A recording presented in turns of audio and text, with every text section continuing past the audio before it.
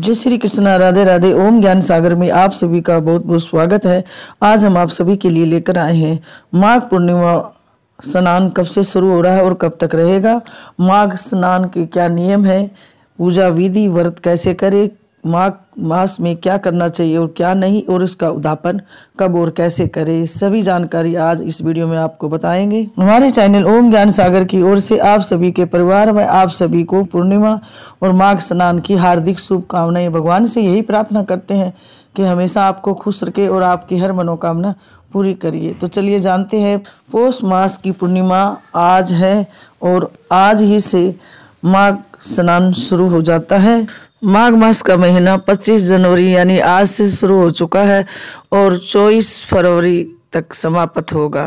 सनातन धर्म में पूर्णिमा का अधिक महत्व माना जाता है। पौष माह में पड़ने वाली पूर्णिमा तिथि को पौष पूर्णिमा के नाम से जानते हैं। कहा जाता है कि पूर्णिमा की तिथि चंद्रमा की प्रिय होती है। पूर्णिमा के दिन गंगा स्नान, दान और सूर्य देव को अर्घ्य देने का विधान है। साथ ही इस दिन जगत के पालनहार भगवान विष्णु और मां लक्ष्मी की पूजा की जाती है। अब भगवान सूर्य देव को अर्घ्य अर्पित करें और विधि पूर्वक भगवान विष्णु और मां लक्ष्मी की पूजा करें। भगवान विष्णु को पीले रंग के फूल, हल्दी, जौ, अक्षत आदि अर्पित करें। साथ ही मां लक्ष्मी को लाल फूल की माला और चुनरी और श्रृंगार का सामान जरूर चढ़ाए। विधि विधान से पूजा करें, भगवान को भोग लगाए, विष्णु चालीसा का पाठ करें। इसके पश्चात आरती करें, भगवान विष्णु और मां लक्ष्मी को भोग जरूर लगाए। अंत में प्रसाद सभी को बांटे। इस दिन भगवान सत्यनारायण की पूजा करनी चाहिए। इस दिन सत्यनारायण भगवान की कथा पूजा का भी विधान है और अगर संभव हो तो आप गंगा स्नान जरूर करें। अगर नहीं कर सकते हो तो पानी में गंगा जल डालकर स्नान जरूर करें। मैं हूं रीना शर्मा, आज आप सभी के लिए लेकर आई हूं माघ का मास का महीना कब से शुरू हो रहा है और कब से खत्म हो रहा है। इससे पहले आप सभी से एक छोटी सी रिक्वेस्ट करते हैं, आप लोग नए हैं तो प्लीज हमारे चैनल ओम ज्ञान सागर को सब्सक्राइब जरूर करें, वीडियो को लाइक और सभी परिवार दोस्तों के साथ ज्यादा से ज्यादा शेयर करें, बेल आइकन को जरूर दबाएं ताकि सबसे पहले वीडियो आप सभी के पास पहुंचे, आप सभी सुन सके, जान सके और सभी परिवार दोस्त रिश्तेदारों के साथ जितना हो सके ज्यादा से ज्यादा शेयर करें। तो चलिए जानते हैं। माघ मास का महीना 25 जनवरी से शुरू हो चुका है। कई जगह इसको 26 जनवरी से शुरू मानते हैं प्रतिपदा के दिन, लेकिन 25 जनवरी यानी पूर्णिमा से शुरू करके पूर्णिमा तक महीना शुभ माना जाता है। 24 फरवरी 2024 को माघ पूर्णिमा पर होगी। माघ महीने में प्रयागराज में संगम तट पर गंगा स्नान करने का बहुत ज्यादा महत्व माना जाता है। इससे कभी न खत्म होने वाला पुण्य मिलता है। एक माह तक लोग यहाँ कल्पवास भी करते हैं। श्री हरि विष्णु को पूजा से उतनी प्रसन्नता नहीं होती है जितनी इस माह में गंगा स्नान से वो खुश होते हैं। पुरानी कथाओं के अनुसार माघ मास में गौतम ऋषि ने इंद्रदेव को श्राप दिया था। इंद्रदेव ने प्रायश्चित करने के लिए इसी माह में गंगा स्नान किया। इसके बाद इंद्रदेव को श्राप से मुक्ति मिल गई थी। माघ महीने के नियम। माघ माह में अन्न, वस्त्र, तिल, गुड़, कंबल, घी, गीता, गेहूं, जल का दान, सोना दान करने के समान माना जाता है। माघ में देर तक न सोए, रोजाना स्नान करे, तला भोजन न करे, बिस्तर का त्याग कर जमीन पर सोए। माघ मास का संबंध श्री कृष्ण के माधव स्वरूप से है। ऐसे में रोज कान्हा की पूजा करनी चाहिए। प्रतिदिन मधुराष्टक का पाठ करने से दोष समाप्त होते हैं। वहीं गीता पाठ करने से घर में सुख शांति आती है। माघ माह में तिल का कम से कम 6 तरीके से उपयोग जरूर करना चाहिए।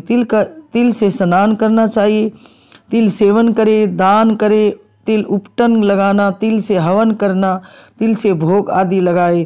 पुराणों के अनुसार ऐसा करने पर आरोग्य, ऐश्वर्य और धन प्राप्ति होती है। माघ माह में ब्रह्मचर्य के नियमों का पालन करना चाहिए। इस महीने में तुलसी और भगवान शालिग्राम की पूजा करना बहुत ही उत्तम माना जाता है।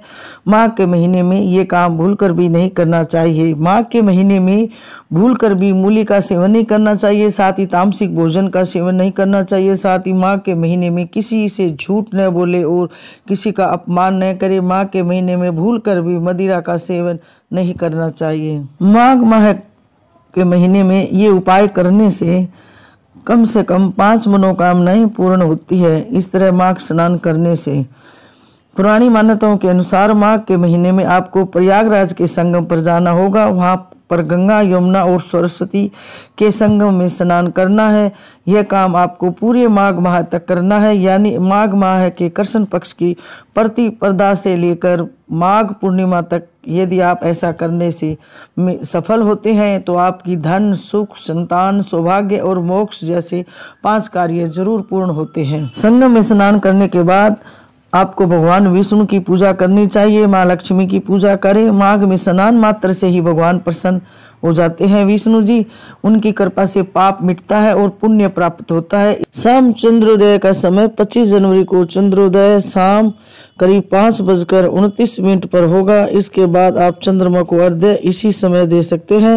राहु दोष से मुक्ति के लिए गर्म कपड़े या कंबल का दान करिए और अकाल मृत्यु का डर भी नहीं सताता है। माना जाता है कि सागर मथन से अमृत की कुछ बूंदें प्रयागराज में गंगा नदी में गिरी थी। माघ में गंगा स्नान करने से मोक्ष मिलता है क्योंकि वह मोक्षदायिनी है। माघ में उसका जल अमृत के समान हो जाता है। इस माह में आलस्य करना, अधिक देर तक सोना और स्नान न करने से सेहत से जुड़ी समस्याएं हो सकती है। माघ मास के सभी दिनों में आप तुलसी की पूजा करें और गीता का पाठ जरूर करें। आइए अब जानते हैं माघ मास का उद्यापन कैसे करें। माघ मास का उद्यापन माघ पूर्णिमा के दिन किया जाता है। इसमें आप बड़े से बड़ा और छोटे से छोटा कर सकते हैं अपनी श्रद्धा सामर्थ्य के अनुसार। कहते हैं दान हमेशा अपनी श्रद्धा सामर्थ्य के अनुसार करना चाहिए। माघ मास की पूर्णिमा के दिन किया जाता है। इस साल माघ मास की पूर्णिमा 2024 में 24 फरवरी को है। उस दिन उद्यापन करना चाहिए। उद्यापन के लिए आप सभी को ज़्यादा से ज़्यादा और थोड़े से थोड़ा भी कर सकते हो अपनी श्रद्धा और सामर्थ्य के अनुसार। माघ पूर्णिमा के दिन आपको सुबह जल्दी उठना है, स्नान दान करना है, सूर्य देव से पहले उठना है और घर की साफ सफाई करनी है। सूर्य देव को जल अर्पित करें, तुलसी माँ की पूजा करें, जल अर्पित करें। भगवान विष्णु के लिए आप pant shirt, dhoti kurta, जुराब, sweater, अंगोछा, खड़ाऊ, छतरी, चप्पल, जूते और जनेऊ का जोड़ा जरूर रखना है। एक लोटा जरूर देना चाहिए। जो भी आपकी श्रद्धा सामर्थ्य हो कर सकते हैं दक्षिणा रखकर। और इसी तरह माता लक्ष्मी के लिए आप साड़ी, सूट जो भी पहनते हैं और सुहाग की सामग्री दे सकते हैं और 5 कपड़े भी कर सकते हैं जैसे रुमाल, शॉल, जुराब जो भी आपसे बनता है आप कर सकते हैं। पायल, चुटकी, नाक का लूंग, इससे सोना और चांदी दान होता है। तो अपनी श्रद्धा सामर्थ्य के साथ आप कर सकते हैं। गुड़ और चावल लेना है आपको। ये चावल गुड़ चाहे आप 1 कटोरी ले सकते हैं, चाहे किलो, 2 किलो, 5 किलो, जितनी आपकी श्रद्धा सामर्थ्य है आप ले सकते हो। गुड़ चावल दान जरूर करें। और तिल का भी बहुत ज्यादा महत्व है, इसलिए आप तिल, गुड़, चावल का दान करें। अगर ये संभव नहीं हो तो आप गुड़ की रेवड़ी का भी दान कर सकते हो दक्षिणा रखकर। ब्राह्मण ब्राह्मणी को जिमाकर श्रद्धा पूर्वक आदर से उन्हें विदा करें और आशीर्वाद ले दक्षिणा देकर। अगर घर जिमाना संभव नहीं है तो आप थाली निकाल कर भी उनके घर भेज सकते हैं या मंदिर में दे सकते हैं अपने घर भोजन बनाकर। एक बात का और ध्यान रखना है, इस दिन आप अपने रसोई में प्याज लहसुन का इस्तेमाल नहीं करेगी क्योंकि भगवान को सात्विक भोजन का भोग लगाया जाता है। उस दिन आप भगवान की श्रद्धा पूर्वक भोग लगाए और प्रेम से उद्यापन करें और भगवान से प्रार्थना करें, हे प्रभु हमने माघ मास का उद्यापन किया है, अगर कोई इसमें गलती है तो माफ़ करना और कोई कमी रह गई है तो आप अपनी कृपा से इसे पूरी करना और हमारे परिवार को हमेशा खुशी बनाए रखना, सुख समृद्धि देना, सभी कष्ट दूर करना। इस पूर्णिमा से आप मकर संक्रांति की कथा, कहानी, नेक चार जितने भी होते हैं आप इनमें से कोई शुरू नहीं कर पाए हैं तो आप इस पूर्णिमा से शुरू कर सकते हैं। जैसे सवासेरी है, हजारी है और भी बहुत से नेक शुरू होते हैं वो आप इस पूर्णिमा से शुरू कर सकते हैं। अगर मकर संक्रांति से कोई कारणवश आप नहीं शुरू कर पाए हैं तो पूर्णिमा से शुरू करें। ये थी जानकारी पौष पूर्णिमा कब है और माघ मास स्नान कब है, व्रत, पूजा, विधि, दान। आशा करते हैं आप सभी को हमारी जानकारी जरूर पसंद आएगी और हाँ हमारे चैनल ओम ज्ञान सागर को सब्सक्राइब जरूर करें, लाइक करें, शेयर करें। मिलते हैं ऐसी एक और नई जानकारी के साथ। जब तक आप सभी लोग स्वस्थ रहे, मस्त रहे, खुश रहे, तरक्की करें। तो हमेशा ऐसे ही खुश रहे और मुस्कुराते रहे। जय श्री कृष्णा, राधे राधे, धन्यवाद।